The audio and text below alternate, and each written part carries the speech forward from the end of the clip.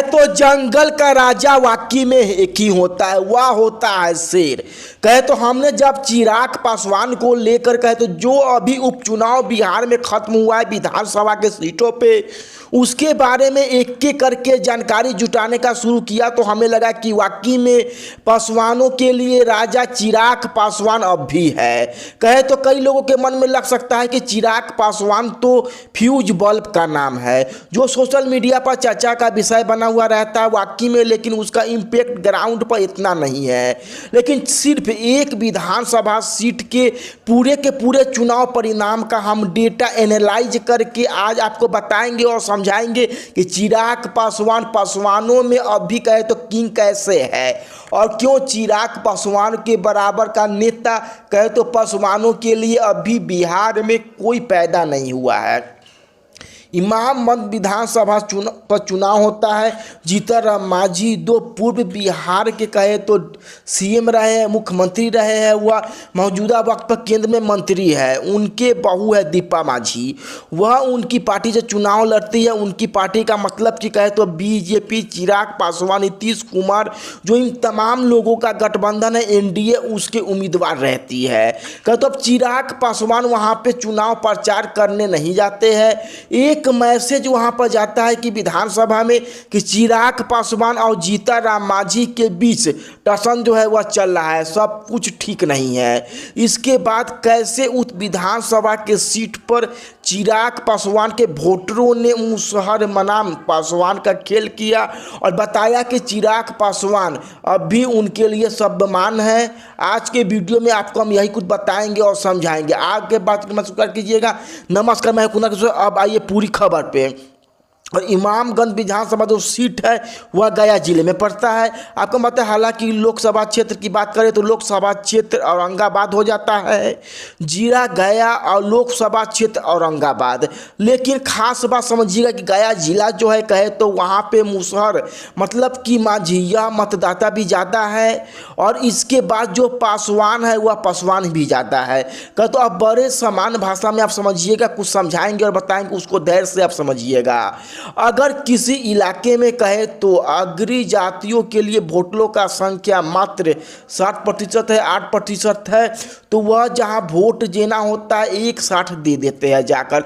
मतलब मान लीजिए भूमिहार, राजपूत, ब्राह्मण, यह तमाम वोटर एक साथ बीजेपी के नाम पर बीजेपी को वोट दे देंगे। लेकिन जिस विधानसभा क्षेत्र में भूमिहार भी है 12-13%, राजपूत भी है 12-13%, वहाँ पर मामला भूमिहार बनाम राजपूत का बन जाता है।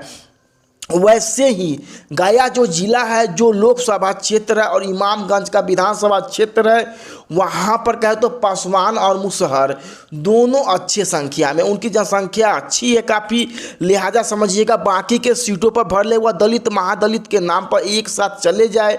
लेकिन वहाँ पर कहे तो जब दोनों बराबरी की स्थिति में है तो पासवान बनाम मुसहर की बात बन जाती है। अब होता क्या समझिएगा, जीतन राम मांझी की बहू जो है दीपा मांझी, उनको मैदान में उतार दिया जाता है एनडीए की तरफ से। जीतन राम मांझी की पार्टी कहे तो वह अपनी उम्मीदवार के तौर पर बहू को उतार देती है। बीजेपी नीतीश कुमार की पार्टी, चिराग पासवान की पार्टी चूंकि गठबंधन में है एनडीए, तो ऑटोमेटिकली उनका समर्थन दीपा मांझी को रहता है। लेकिन एक खास बात होता यह है कि चिराग पासवान वहाँ पर चुनाव प्रचार करने नहीं जाते हैं। कहे तो अब चिराग पासवान का न जाना कितना बड़ा इम्पैक्ट क्रिएट कर सकता है, आप समझिएगा उस बात को। वहाँ पर जन स्वराज प्रशांत किशोर की पार्टी के उम्मीदवार जिनका नाम है जितेंद्र पासवान, वह 37,103 वोट लाते हैं, वह तीसरे नंबर पे आ जाते हैं। जबकि वही जितेंद्र पासवान 2020 में वहाँ से चुनाव लड़े थे, महज कुछ हजार वोट लाते, मतलब इसका आधा भी नहीं। कहे तो 20 के विधानसभा के चुनाव में चिराग पासवान की पार्टी अपना उम्मीदवार बनाती है शोभा सिन्हा को, और एलजेपी के उम्मीदवार के तौर पर शोभा सिन्हा 2020 के विधानसभा के चुनाव में वोट मिलता है 14,197। मतलब कि कहे तो चिराग पासवान के भटपान वोटर उस वक्त भी उनका साथ देते हैं, उनके पार्टी के नाम पर शोभा सिन्हा को वोट देते हैं। और 2024 के विधानसभा के चुनाव में जब चिराग पासवान प्रचार करने नहीं जाते हैं तो कहते तो एक संदेश जाता है कि पासवानों में कि जात के नाम पर जात को वोट दो, और वह जितेंद्र पासवान को वोट कर देते हैं। एक बात समझिएगा कि इसको लेकर बड़ी समीक्षा करी कि जन स्वराज ने क्या वाकई में कोई इम्पैक्ट क्रिएट किया है क्या। लेकिन बड़ी ईमानदारी से हम कहें कि जन स्वराज की पार्टी को जो कैंडिडेट जो उनके जितेंद्र पासवान उनको वोट इसलिए मिला क्योंकि चिराग पासवान ने ऐसा होने दिया। मतलब कि अगर जीतन राम मांझी की बहू दीपा मांझी चुनाव हार गई होती तो इसको लेकर बड़ा चर्चा का विषय बना हुआ, लेकिन चूंकि चुनाव जीत गई इसलिए उस पर चर्चा कम हो रहा है। लेकिन हम चर्चा इसलिए कर रहे हैं क्योंकि आपको पता चले कि चिराग पासवान वाकई में कितना इम्पैक्टफुल चेहरा है। वाकई में पासवान वोटर जो है वह चिराग पासवान के इशारे को फॉलो करता है। मतलब कि वह जो बोलते हैं वही समझता है, और जहाँ चुप हो जाते हैं वह भी समझ जाता है। बताया जा रहा है जो बड़े बड़े राजनीति के विशेषज्ञ है वह कह रहे हैं कि जन स्वराज का वह वोट नहीं था, वह जितेंद्र पासवान को वोट मिला क्योंकि वह पासवान जाति के हैं। वोट इसलिए मिला क्योंकि चिराग पासवान और जीतन राम मांझी के बीच का टसन पासवानों को पता था, और वो सीट जो है क्षेत्र जो है कहे तो वह पासवान और मुसहर का है। मतलब कि समझिएगा पासवान और मुसहर की बात वहाँ पे चलती है, इसीलिए वह वोट पासवानों का जाति के नाम पर पासवान हो गया। मतलब कि बताया जा रहा है कि चिराग पासवान प्रचार करने जाते अगर तब दीपा मांझी के जीत का अंतर और अधिक होता।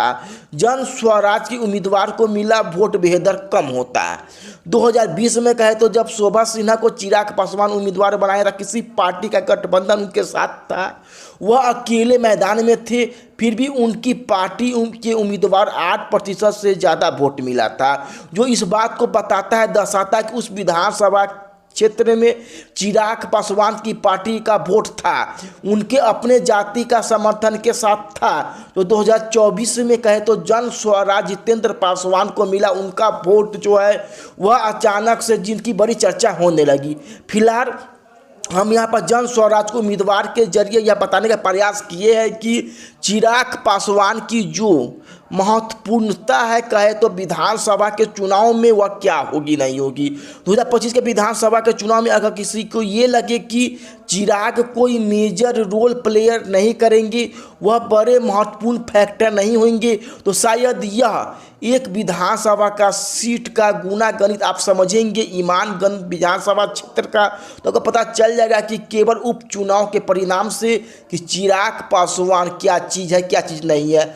आनंद मोहन ने इसको लेकर कहा है कि वह कहते हैं कि चिराग पासवान ईमानगंज में प्रचार करने क्यों नहीं आए, काहे नहीं। आनंद मोहन इस बात को समझ रहा है और हर कोई समझ रहा है कि चूँकि हमने आपको कहा बताया कि दीपा मांझी चुनाव जीत गई, इसीलिए एनडीए के अंदर इसकी ज़्यादा चर्चा नहीं हुई। लेकिन अगर वह चुनाव हार जाती तो आप देखते कि इसको लेकर कितनी बड़ी चर्चा हो रही है। बाकी चुनाव भले दीपा मांझी जीत गई है, लेकिन चिराग पासवान वाकई में कहे तो कितने महत्वपूर्ण है वह इस बात से पता चल ही गया है आप लोगों को। इसीलिए हमने कहा कि जंगल का राजा एक ही होता है, और पासवान भोटों का पूरा जंगल जो है उसका राजा मौजूदा समय में चिराग पासवान ही है। उस एकमात्र विधानसभा सीट में फिर से इस बात को साबित कर दिया है।